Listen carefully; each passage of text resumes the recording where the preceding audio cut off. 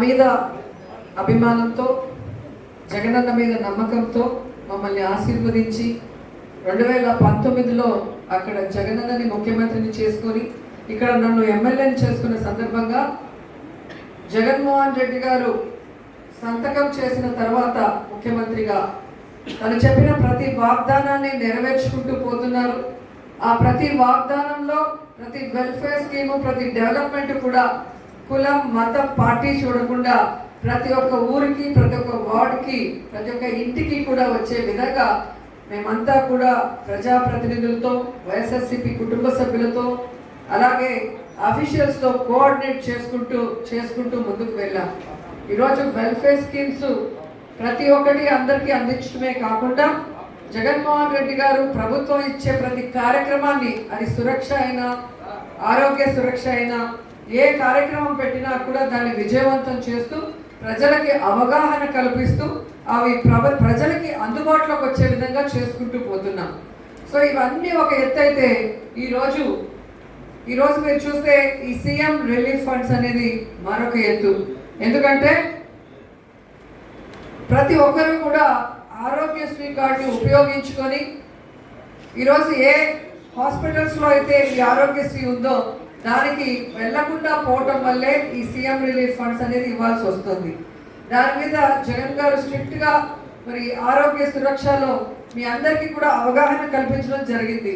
అర్జెంటుకి ఏదో మన ఊర్లోనో పక్క సందులో ఉండే చిన్న చిన్న హాస్పిటల్స్కి వెళ్ళటం వల్ల అటు నాణ్యమైన వైద్యం మీకు అందకపోగా వారు వేసే బిల్లులు అధికంగా ఉండటం వల్ల ఇటు మీరు అప్పుల పాలవుతూ అటు ప్రభుత్వం కూడా చూసి అలాంటి ఫెసిలిటీస్ లేని హాస్పిటల్స్కి అమౌంట్ ఇవ్వడం ఇష్టపడక చాలాసార్లు ఎమ్మెల్యేకి చెప్పడం జరిగింది.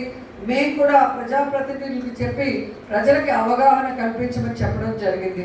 సో ఇప్పటి వరకు జరిగిన వాటికి ఈ సీఎం రిలీఫ్ ఫండ్స్ ఇస్తూ భవిష్యత్తులో ఆరోగ్యశ్రీలో ఉన్న వాటికి సీఎం రిలీఫ్ ఫండ్ చెక్స్ ఇవ్వము. ఖచ్చితంగా మంచి హాస్పిటల్స్ మన రాష్ట్రంలోనే కాకుండా అటు హైదరాబాద్ ఇటు చెన్నై అటు బెంగళూరులో కూడా సూపర్ స్పెషాలిటీ హాస్పిటల్స్లో ఈ ఆరోగ్యశ్రీ కింద చేసుకునే అవకాశాన్ని కల్పించారు.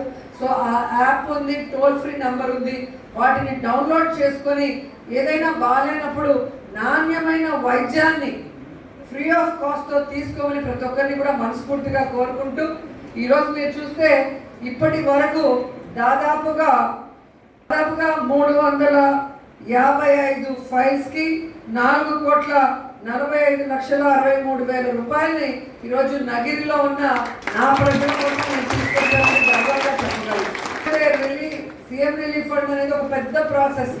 మీరు ఇచ్చే బిల్స్ అన్నిటికీ మేము వెరిఫై చేసుకొని ఒక లెటర్ని యాడ్ చేసి దాన్ని ఇక్కడి నుంచి విజయవాడకి తీసుకువెళ్ళి అక్కడ ఆఫీస్లో సబ్మిట్ చేసి మళ్ళీ వాళ్ళు ఎంక్వైరీ చేసినప్పుడు ఏదైనా పేపర్స్ మిస్ అయినా లేదా చెప్పే ఇన్ఫర్మేషన్ ఏదైనా కన్ఫ్యూజ్గా ఉన్నా ఆ చెక్స్ రావడం కష్టమవుతుంది.